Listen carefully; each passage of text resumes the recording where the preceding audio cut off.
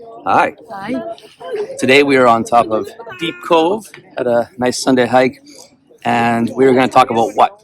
Bom dia. The bond yield. Is that fun and entertaining? No, it's boring. It's boring, yes. I'm going to tell you why. You need to track that for fixed rates.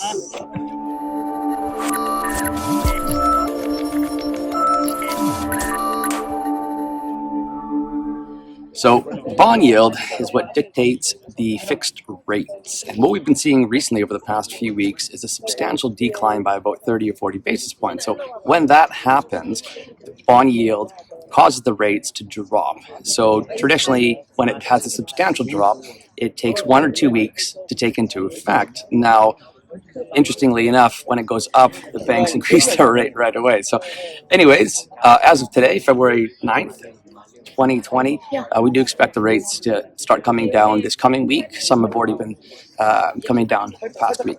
I'm Greater Vancouver Realtor, Jessi Johnson, and mortgage broker. This is Yuli Chikak. And cheers from Deep Cove.